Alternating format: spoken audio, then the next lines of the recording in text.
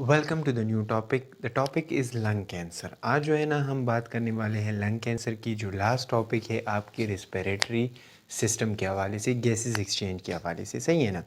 तो lung cancer जो है ना किस तरह हो रहा होता है, लंग कैंसर क्यों इम्पोर्टेंट है, कितना ये जो है ना डेंजरस है, तो इसको जो है ना हम आज स्टडी करने वाले हैं। इसकी जितनी भी मैकेनिज़म्स है ना उसको भी हम स्टडी करेंगे, सही है। मेरा नाम है बशारत अली। चैनल को सब्सक्राइब करें और यहाँ पे देख लिया आप लंग कैंसर, ठीक है ना।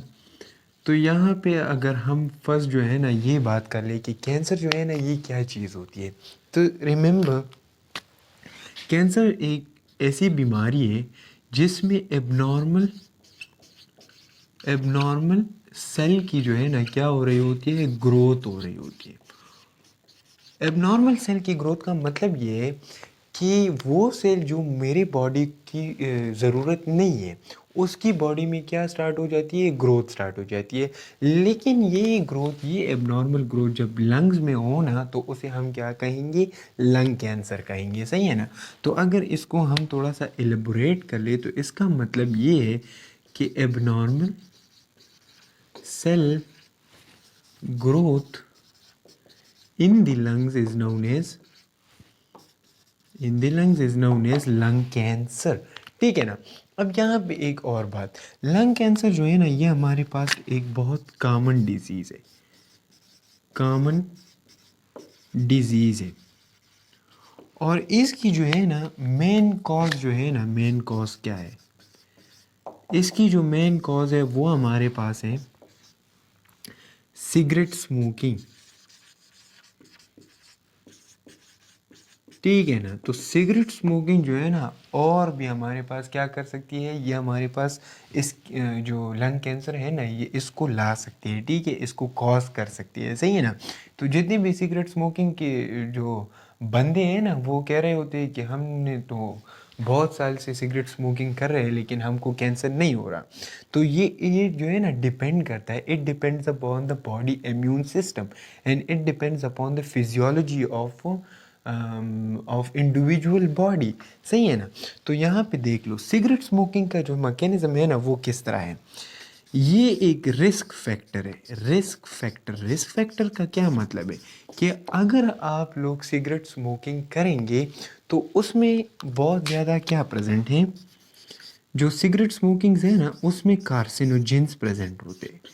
कार्सिनोजेंस वो सब्सटेंसेस, वो केमिकल जो क्या कॉज कर सकता है, कैंसर कॉज कर सकता है, सही है ना। तो एक और बात यहाँ पे ये डिपेंड करता है, it will depend upon the smoking जो आप लोग कर रहे हैं, depend upon the cigarette smoke per day and from the time you started, from the time you started the smoking. ये डिपेंड करता है आप लोगों की जितनी भी पर डे स्मोक है ना, जितना आप लोग स्मोकिंग कर रहे होते हैं, तो ये डिपेंड करता है उस पे। जितना स्मोक पर डे ज़्यादा होगा और जितनी कम उम्र से आप लोग जो है ना क्या स्टार्ट कर ली, सिगरेट स्मोकिंग स्टार्ट कर ली, तो it can cause lung cancer into the individual, सही है ना। तो अब यहाँ पे अगर हम सिगरेट स्मोकिंग की, हमने कार्सिनोजेंस की बात की ना, तो यहाँ पे ये क्या कर रहा होता है, ये कार्सिनोजेंस जो है ना, कार्सिनोजेंस ये क्या करेगा, it will damage the cells of the alveoli, sorry, damage the cells of the lungs, सही है ना, damage the cells of lungs, ठीक है ना। तो उसकी जो माइटोसिस और उसकी जितनी भी सेल डिवीजन है ना वो डिस्टर्ब हो जाती है, सही है ना। तो यहाँ पे ये बात याद रख लो कि cigarette smoking is a risk factor that can cause lung cancer due to the carcinogens. जो उसमें केमिकल्स प्रेजेंट होते हैं वो कार्सिनोजेंस होते हैं। वो कार्सिनोजेन क्या कर सकता है, वो आपकी जो लंग्स की सेल्स है ना उसको डैमेज कर सकता है, सही है ना। तो ये बात आप लोग याद कर लो कि it depends upon the smoking per day, कितना स्मोक आप पर डे कर रहे होते हैं, और from the time you started, कितनी उम्र से जो है ना आप लोग स्मोकिंग कर रहे होते हैं, सही है ना। तो ये दो बातें यहाँ पे इम्पॉर्टेंट है। अब यहाँ पे एक और बात, ये जो है ना कुछ इसके साइन एंड सिम्टम्स होते हैं। साइन एंड सिम्टम्स, हर चीज़ के कुछ ना कुछ साइन एंड सिम्टम्स होते हैं, और ये साइन एंड सिम्टम्स इम्पॉर्टेंट है। अगर ये साइन एंड सिम्टम्स ना हो ना, तो फिर हमें ये पता नहीं चलेगा कि ये एक डिज़ीज़ जो है ना ये हमारी बॉडी में प्रेजेंट है। तो ये साइन एंड सिम्टम हमें एक इंडिकेशन दे रही होती है कि हाँ तुम्हारी बॉडी में क्या प्रेजेंट है, एक डिज़ीज़ प्रेजेंट है, सही है ना। अब यहाँ पे देख लो कुछ साइन एंड सिम्टम्स ये कि यहाँ पे रेगुलर नमूनिया एंड ब्रोंकाइटिस होता है, ठीक है ना। ब्रोंकाइटिस, रेगुलर नमूनिया और ब्रोंकाइटिस का मतलब ये है कि अब जब आप सिगरेट स्मोकिंग कर रहे होते हैं और आपके बॉडी में जो है ना लंग कैंसर हो गया है, लेकिन मोस्ट ऑफ द टाइम इसके कुछ स्टेजेस हैं। फर्स्ट स्टेज है, second stage, third stage and fourth stage. First and second stage में ये लंग कैंसर, जितने भी कैंसर होते हैं वो एसिम्टोमेटिक होते हैं। एसिम्टोमेटिक का मतलब ये है कि कुछ इसके साइन एंड सिम्टम अपेयर नहीं हो रहे होते। तो आपको क्या होगा, एक रेगुलर नमूनिया काज होगा, क्योंकि आपकी जो इम्यून सिस्टम है ना वो उस कैंसर के साथ फाइट कर रहे होते हैं। तो मतलब इम्यून सिस्टम पे एक बर्डन आ जाता है। उस बर्डन की वजह से आपकी इम्यून सिस्टम वीक पड़ जाती है और आपको रेगुलर इन्फेक्शन स्टार्ट हो जाता है, सही है ना। तो regular pneumonia and bronchitis is the sign and symptom of lung cancer, सही है ना। अब इसके बाद दूसरा जो है ना परसिस्टेंट कफिंग, सही है ना। परसिस्टेंट कफिंग का मतलब ये है कि कंटिन्यूस कफिंग। एंड ये जो कफ है ना, ये कफ, ये हमारे पास क्या होगा, ये वक्त के साथ और भी ख़राब होता जाएगा। एंड ये कफ जो है ना इसमें हमारे पास ब्लड भी प्रेजेंट हो सकता है, कफ विद द ब्लड, ठीक है ना। तो हमारे पास persistent coughing is the sign of lung cancer. जितनी भी परसिस्टेंट आपको कफ हो रहा होगा, ये साइन एंड सिम्टम हो सकती है किस चीज़ की, ये साइन एंड सिम्टम हो सकती है लंग कैंसर की, ठीक है ना।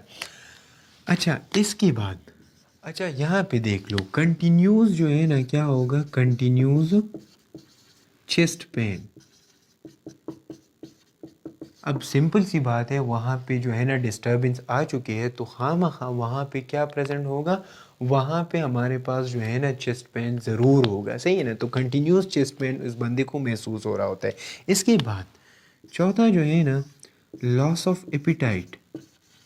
लॉस ऑफ एपिटाइट का मतलब ये है कि ऑलरेडी उसकी बॉडी जो है ना वो फाइट कर रही होती है, तो उसकी जितनी भी एपिटाइट है ना वो डिस्टर्ब हो जाती है, सही ना। तो लॉस ऑफ एपिटाइट भी आ सकते हैं, और उस लॉस ऑफ एपिटाइट के साथ क्या आ सकता है, जो बॉडी की स्ट्रेंथ है ना वो वीक पड़ सकती है, सही है ना। तो ये कुछ साइन एंड सिम्टम्स होते हैं लंग कैंसर की, सही है। अब इसकी अगर हम ट्रीटमेंट की बात कर लेते हैं इसके ट्रीटमेंट के हवाले से। तो अगर हम ट्रीटमेंट को स्टडी करेंगे तो ट्रीटमेंट जो है ना इसकी कुछ इस तरह है कि ये डिपेंड करेगा कुछ चीज़ों पे। एक है हमारे पास इसके स्टेजेस, कि ये जो कैंसर है ना ये कौन से स्टेज में है, और दूसरा जो है ना ये इस कितना एडवांस है, मतलब जो है ना ये किन जगह पे जो है ना ये स्प्रेड हो गया है, मतलब इसमें कुछ मेटास्टेसिस प्रेजेंट होते हैं। मेटास्टेसिस का मतलब ये है, मेटास्टेसिस कि that type of cancer which will spread in the organ, सही है ना। जो ट्यूमर्स होते हैं, जो कैंसर्स होते हैं, कैंसीरियस सेल्स होते हैं, वो स्प्रेड कर रहे होते हैं। तो हम इसको स्टडी करेंगे कि ये जो कैंसर है ना ये कौन से स्टेज में है, और ये कितना जो है ना बॉडी में स्प्रेड हो गए, मतलब लंग्स में जो है ना कितना स्प्रेड हो गए। तो वो डिपेंड करेगा इन चीज़ों पे, ये ट्रीटमेंट जो है ना ये इन 3 चीज़ों पे डिपेंड करेगा, सही है ना। अगर हम ट्रीटमेंट करेंगे ना तो उसके लिए कुछ मोडिलिटीज़ यूज़ होते हैं, मतलब इसके लिए जो है ना हमारे पास कीमोथेरेपी यूज़ होती है, ठीक है। कीमोथेरेपी जो है ना यूज़ होती है, सही है। इसके अलावा रेडिएशंस यूज़ होते हैं, सही है। रेडिएशंस का क्या मतलब है, रेडिएशंस का मतलब ये है कि इसमें हम क्या करते हैं, एक्स रेज यूज़ करते हैं, और वो एक्स रेज क्या कर रहे होते हैं, it will damage the cancerous cell. जो कैंसर सेल्स है ना वो उसको क्या करेगा, वो उसको डैमेज करेगा थ्रू एक्सरे, सही है ना। अगर आपने कैंसीरियस पेशेंट्स देखे होंगे तो उसको जो कीमोथेरेपी और जो रेडिएशन थेरेपी हो रहे होते हैं ना, तो उसकी वजह से जितनी भी उसकी बॉडी पे बाल प्रेजेंट होते हैं ना, तो वो जो है ना हेयर लॉस आ जाती है। वो क्यों आ जाती है? क्योंकि वहाँ पे एक्स रेज जो है ना उसको बम्बार किए जाते हैं, तो उसकी वजह से उसकी हेयर लॉस आ जाती है, सही है ना। तो कीमोथेरेपी यूज़ कर सकते हैं, रेडिएशन थेरेपी यूज़ कर सकते हैं, और इसके अलावा हम जो है ना क्या यूज़ कर सकते हैं?